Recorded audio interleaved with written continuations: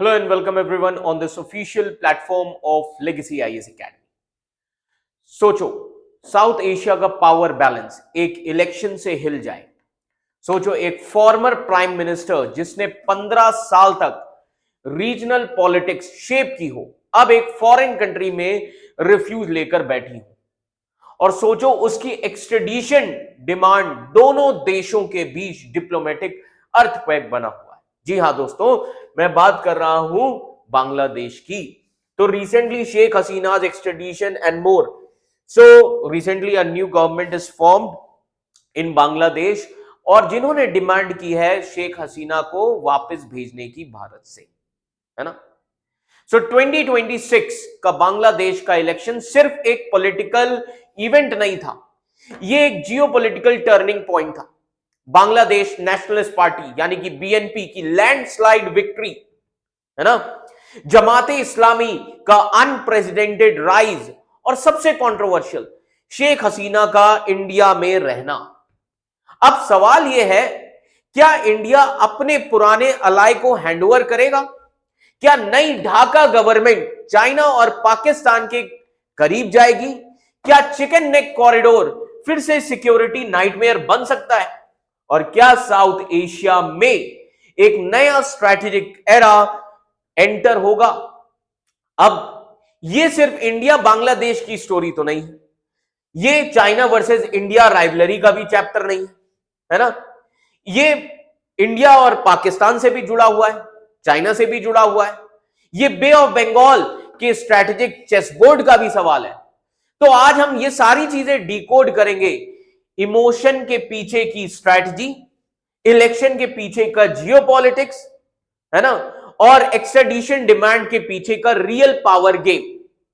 So stay till the end, क्योंकि जो आप देखने वाले हो वो साउथ एशिया का फ्यूचर रीडिफाइन कर सकता है। जी हां दोस्तों, तो चलिए समझते हैं इस पूरी कहानी को। बांग्लादेश की 2026 इलेक्शन ने इंडिया बांग्लादेश के रिलेशनशिप को एक नए टेस्ट फेज में डाल दिया है। कैसे?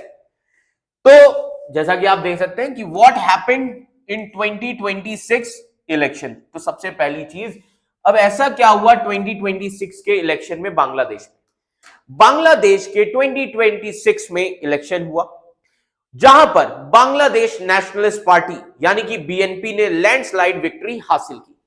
बीएनपी के नए लीडर यानी कि तारिक रहमान, जमाते इस्लामी के भी अब जमाते इस्लामी का भी पार्लियामेंट में अब तक का सबसे स्ट्रॉन्ग परफॉर्मेंस रहा है इस इलेक्शन में। शेख हसीना की पार्टी जो कि अवामी लीग को इलेक्शन लड़ने नहीं दिया गया। जी हां, शेख हसीना की पार्टी को इलेक्शन लड़ने नहीं दिया गया।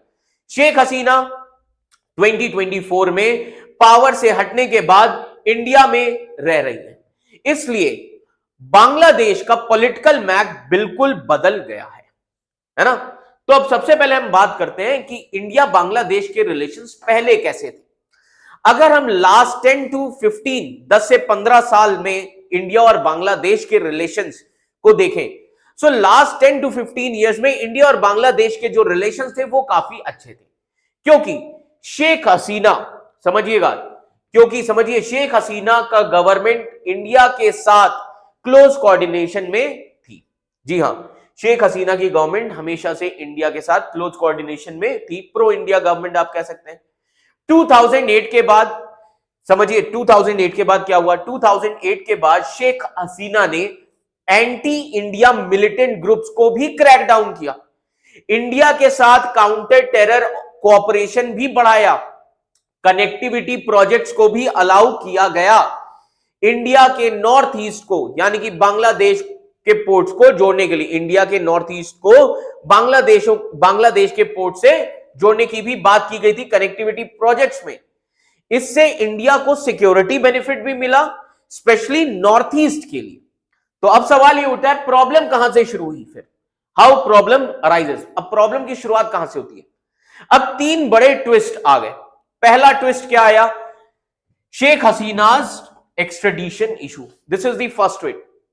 Now try to understand, Bangladesh की स्पेशल ट्रिब्यूनल ने शेख हसीना को 2024 अपराइजिंग के केस में डेथ सेंटेंस इन एब्सेंटिया दिया है वहां के ट्रिब्यूनल ने। अब अभी बांग्लादेश में एक नई गवर्नमेंट आई है, बीएनपी, है ना।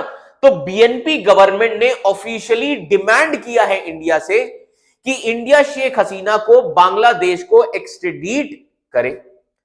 अब इंडिया के लिए डायलेमा है। अब इंडिया के लिए डायलेमा क्या है? अगर इंडिया शेख हसीना को दे देता है, समझिए, अगर इंडिया शेख हसीना को दे देता है तो पुराने अलाई को सेक्रीफाइस करने की इमेज बन जाएगी इंडिया की, और अगर इंडिया नहीं वापस करता है शेख हसीना को तो नई बीएनपी गवर्नमेंट नाराज हो जाएगी इंडिया से। यह सबसे बड़ा फ्लैश पॉइंट बना हुआ है, ठीक है।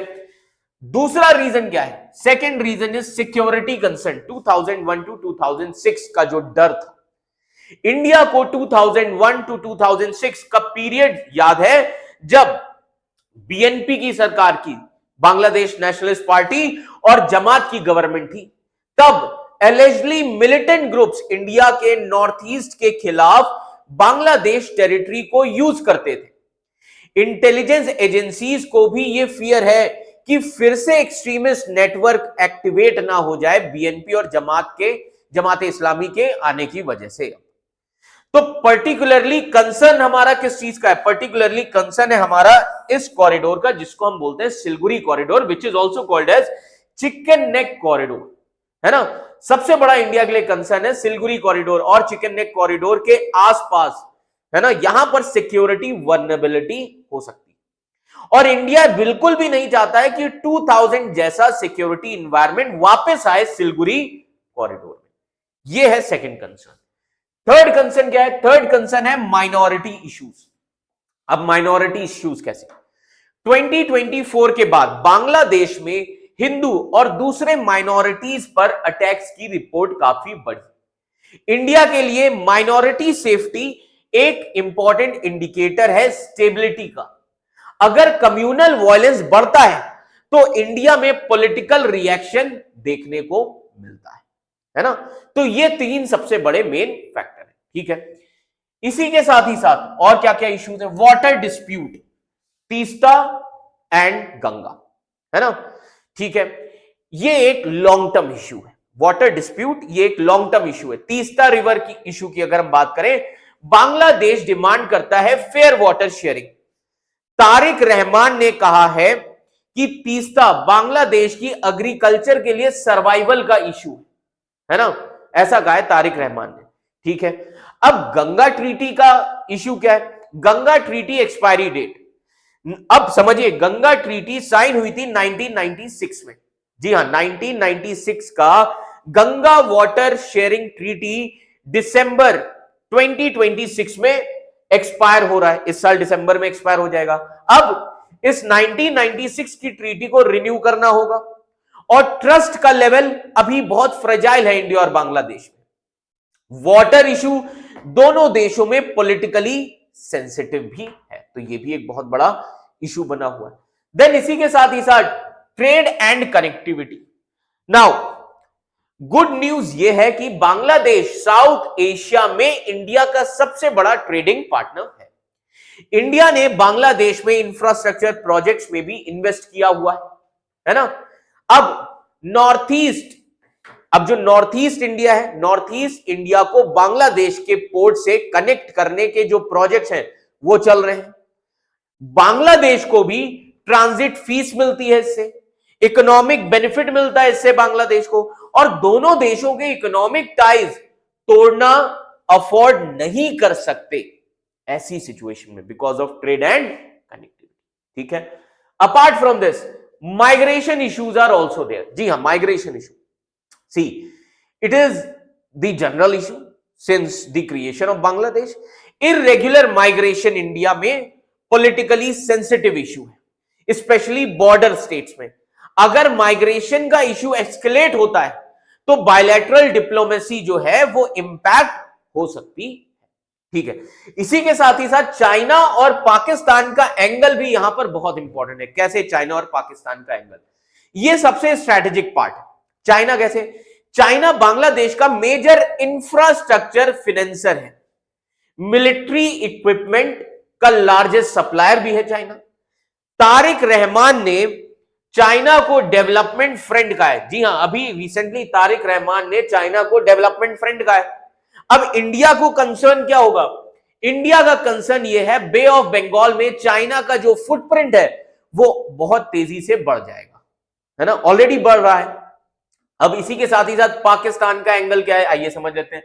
तो अब इसी के साथ पाकिस्तान का एंगल क्या है? 2024 के बाद पाकिस्तान और बांग्लादेश के बीच डायरेक्ट मैरीटाइम लिंक यानी कि चित्तगोंग से कराची, इसकी शुरुआत हुई। डिफेंस प्रोक्योरमेंट पर डिस्कशन हुई। इंडिया के लिए पाकिस्तान का बांग्लादेश में इंफ्लुएंस सेंसिटिव मैटर, तो ये कुछ चीजें सामने आई। ठीक है, अब आगे क्या होगा? इंडिया की स्ट्रैटेजी बिल्कुल सिंपल है, एंगेजमेंट कंटिन्यू रखो, है ना, एंगेजमेंट कंटिन्यू रखनी है। सिक्योरिटी कोऑपरेशन को मेंटेन करो, ट्रेड और कनेक्टिविटी को स्ट्रेंथन करो, ढाका को चाइना पाकिस्तान एक्सेस में कंप्लीटली पुश होने से रोकना है, यह इंडिया की स्ट्रैटेजी है। इसीलिए प्राइम मिनिस्टर नरेंद्र मोदी ने तारिक रहमान को कांग्रेचुलेट कर कर यह सिग्नल दिया कि इंडिया डिप्लोमेटिक एंगेजमेंट कंटिन्यू करेगा। तो अब इंडिया बांग्लादेश रिलेशन तीन चीजों पर डिपेंड करेंगे जो कि हमें इस साल देखना है। शेख हसीना एक्सट्रेडिशन डिसीजन क्या रहेगा, security cooperation continuity, China Pakistan influence balance, इन चीजों पर डिपेंड करेगा। अगर दोनों कंट्रीज प्रैग्मेटिज्म चूज करते हैं तो टाइज रिपेयर हो सकते हैं। अगर इमोशनल पॉलिटिक्स डोमिनेट करता है तो रिलेशंस टेंस हो सकते हैं, है ना। तो बांग्लादेश की इलेक्शन ने पावर चेंज तो किया है, लेकिन असली टेस्ट यह है कि क्या इंडिया और नई ढाका गवर्नमेंट ट्रस्ट रीबिल्ड कर पाएंगे या रीजनल पॉलिटिक्स उन्हें अलग डायरेक्शन में ले जाएगी। तो यह था पूरा इन सभी चीजों का, जो अभी जितने भी इवेंट हुए, जो इलेक्शन हुए। तो दोस्तों पिक्चर अभी भी क्लियर नहीं है यहां पर, लेकिन डायरेक्शन धीरे धीरे क्लियर हो रहा है। एक तरफ तारिक रहमान की नई गवर्नमेंट जो बांग्लादेश बिफोर ऑल का नैरेटिव को पुश कर रहे हैं, दूसरी तरफ है इंडिया जिसके लिए security, north east connectivity, minority safety और वाटर शेयरिंग सब सर्वाइवल लेवल इश्यूज हैं। बीच में खड़ी है एक सबसे सेंसिटिव फाइल, शेख हसीना के एक्सट्रेडिशन की फाइल। अगर इंडिया शेख हसीना को एक्सट्रेडिट करता है तो एक, आप कह सकते हैं, एक स्ट्रैटेजिक गैम्बल होगा, और अगर नहीं करता है तो डिप्लोमेटिक फ्रिक्शन ऑलमोस्ट गारंटीड है। और इसी वैक्यूम में क्वाइटली एंट्री करता है चाइना और साइड लाइन से ऑब्जर्व करता है पाकिस्तान, है ना। साउथ एशिया का जो फ्यूचर है अब स्लोगन से बिल्कुल भी नहीं बल्कि डिसीजन से डिसाइड होगा। ट्रस्ट रीबिल्ड होगा या सस्पेक्शन डोमिनेट करेगा, देखने की बात है। कॉपरेशन जीतेगा या कंपटीशन शुरू होगा, यह देखना होगा। एक बात जरूर याद रखिए, इंडिया और बांग्लादेश सिर्फ नेबर्स नहीं है, they are geographically inseparable, economically interlinked और स्ट्रेटेजिकली इंटरवीन्ड है। इसलिए फाइनल डिसीजन ये नहीं है कि टाइज रिपेयर हो सकते हैं या नहीं। फाइनल क्वेश्चन ये है, क्या दोनों लीडरशिप इमोशनल पॉलिटिक्स से ऊपर उठकर लॉन्ग टर्म रियलिज्म को चूज करेंगे? बिकॉज अगर डिप्लोमेसी फॉल होती है ना, अगर डिप्लोमेसी फेल हो जाती है तो सिर्फ दो देश नहीं बल्कि पूरा साउथ एशिया रीजन इंपैक्ट होगा। South Asia is at crossroad और आज का डिसीजन कल की हिस्ट्री जरूर बनता है। अगर आपको ऐसे ही डीप डाइव जियोपॉलिटिकल ब्रेकडाउन्स पसंद है तो लाइक, शेयर और सब्सक्राइब जरूर करिए हमारे चैनल लेगेसी आईएएस एकेडमी को, क्योंकि यहां सिर्फ न्यूज नहीं मिलती, यहां मिलता है पावर पॉलिटिक्स का रियल डिकोडिंग। धन्यवाद।